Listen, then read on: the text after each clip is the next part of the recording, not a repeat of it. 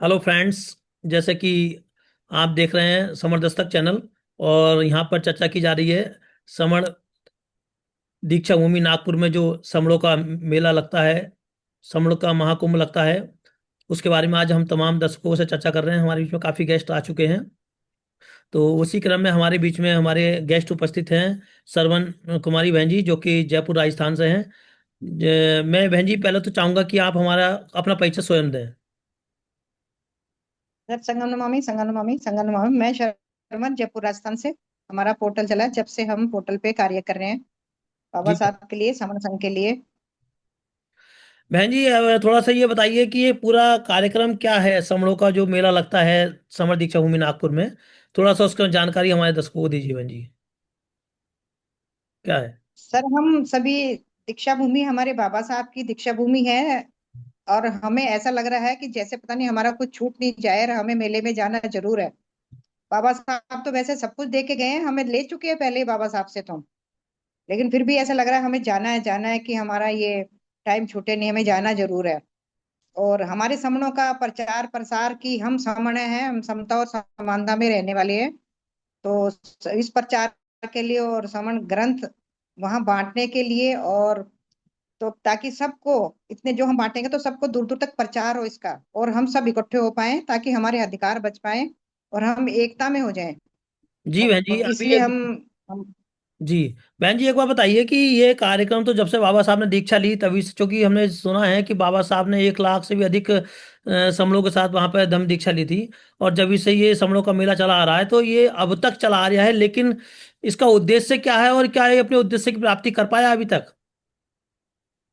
Sir, उद्देश्य की प्राप्ति तो क्यों कर नहीं पाया, लेकिन क्योंकि हम लोग इकट्ठा नहीं हो पाए, क्योंकि हम टुकड़ों में बटे हुए हैं। इन टुकड़ों को ही इकट्ठा करने के लिए हम बार बार अपनी समण संघ की संगतियां लगाते हैं, मीटिंग लगाते हैं। और समण संघ की संगति हम बहुत बड़ी अब संगति लगाने चाह रहे हैं नागपुर में बाबा साहब की दीक्षा भूमि में, ताकि हम बहुत सभी लोग जो हमारा 120 करोड़ लोग हैं, हम इकट्ठे हो जाएं और हम अपने जीतने के कागार पर आ जाएं। बहन जी, आखिर अब तक बाबा साहब का जो लक्ष्य था या उनकी जो अपेक्षा इच्छा थी इसको मेले को लगाने की, शुरुआत करने की, और उसकी उद्देश्य की प्राप्ति अभी तक नहीं हो पाई। तो कैसे ये समर संघ उसके उद्देश्य की प्राप्ति करेगा, कैसे इस बात की गारंटी देता है समर संघ, थोड़ा बताइए।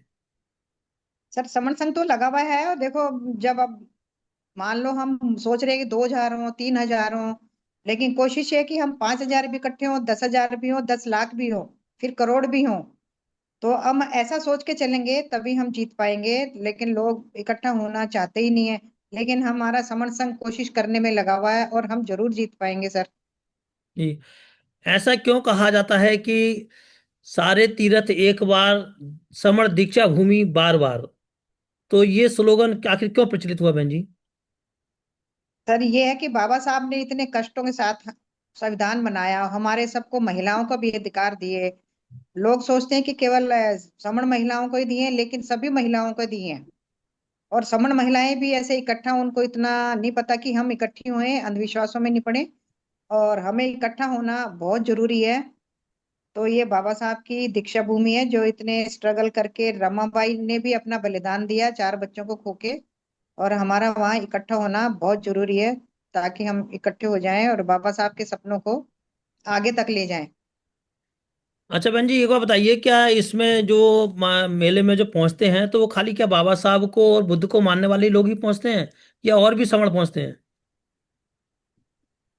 सर, ऐसा तो नहीं होगा, देखने तो दूसरे लोग भी जाते होंगे। देखो ये मेला क्या लग रहा है, क्या लग रहा है, तो सर सभी लोग ही पहुंचते होंगे वहां पे तो।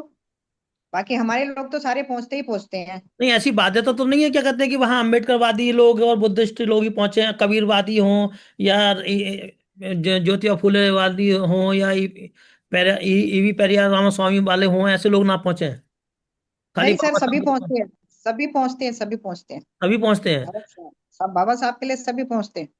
अच्छा, तो ये अब हम थोड़ा सा ये बताइए कि इसमें जो बहनें हैं, मैं समझता हूँ बहनें तो सभी समान होती हैं, और बाबा साहब ने सभी को हक अधिकार दिए थे, तो सभी बहनों को पहुंचना चाहिए, तो बहनें इतनी कम संख्या में क्यों पहुंचती हैं। हाँ बस सर, कई बहनों की तो मजबूरियां होती हैं, लेकिन इनको बहनों को सभी को जाना चाहिए। इनको देखो, बाबा साहब को देखें, रमाबाई को देखें भी, हमारे लिए उन्होंने इतनी बलिदान देके हमारे को अधिकार दिलाए। अगर रमाबाई समा वो अपने बलिदानी नहीं देती, चार बच्चों को नहीं खोती, तो आज बाबा साहब हमारे लिए जो अधिकार बनाए, देखो उनकी वजह से भी आज हम यहाँ पे हैं। ताकि बहनों को सभी को पहुंचना चाहिए। जब बाबा साहब के पास भी टाइम नहीं था, अब बहनें कहेंगी टाइम नहीं है, टाइम नहीं है, लेकिन टाइम निकालना चाहिए। तो सर ये है, बहनें बस थोड़ा सा ये बिजी रहती हैं, तब नहीं पहुंच पाती हैं, लेकिन पहुंचना चाहिए, मेरा तो ये विचार है। जी बहन जी, चलिए, वो आपसे मिलकर अच्छा लगा बहन जी, बहुत बहुत साधुवाद आपका, थैंक यू। हमारे दर्शकों को लास्ट में आप क्या मैसेज देना चाहेंगी?